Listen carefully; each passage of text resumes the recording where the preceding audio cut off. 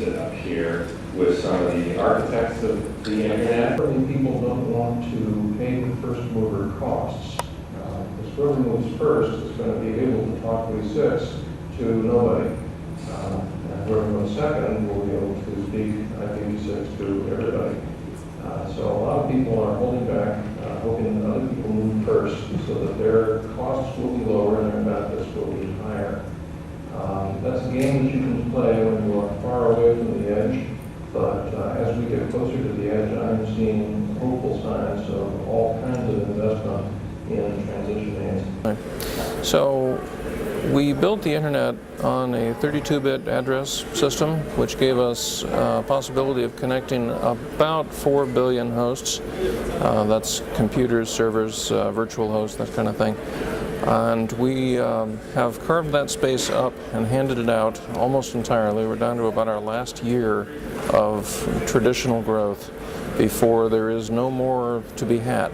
And sometime between now and then, we have got to get onto the new system, which has been in existence for more than a decade, but it's really only been used by early adopters, R&D shops, that kind of thing, universities, until the last couple of years. And we're in the middle of a transition now where a lot of ISPs, a lot of web hosting companies are looking at making the investment to deploy both IP version 4 and IP version 6.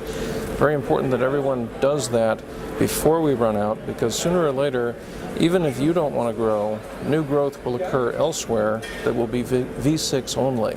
And if you don't have both V4 and V6, you will not be able to deal with the growth that occurs apart from you. It's meant to be deployed in parallel.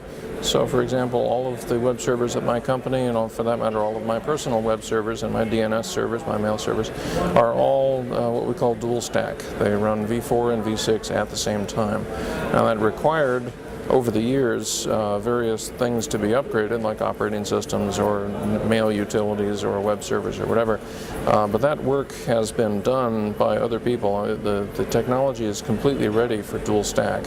So it's just a matter of contacting your vendor and saying, I would like to have V6 added as one of the ways that I can be reached by my customers.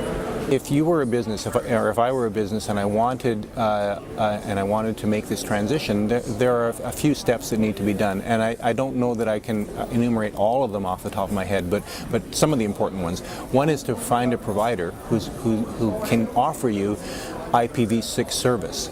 So they can, and that way you can have your website, your facilities available connected to the IPv6 based internet. You need also to have either the technical expertise yourself, or to find it so that you can internally change your infrastructure, configure your infrastructure so that it uses IPv6 addresses instead of or in addition to the old IPv4 addresses. So there's some technical work, and then there's some finding the right providers to do this.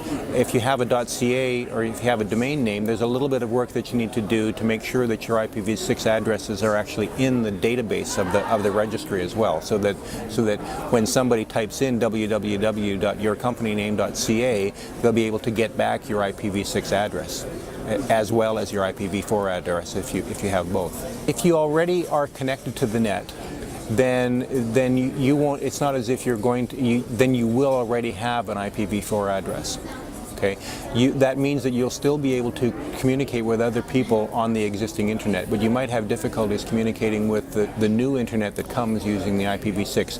There are going to be ways that aren't really perfect to communicate, but so it's not as if there's going to be, if you already have connectivity, it's not as if you're going to lose it. But if you're a new company and you want to, or if you want to expand, then you might go to your provider and say, hey, I need some more addresses, and they might say, sorry, there aren't any more addresses.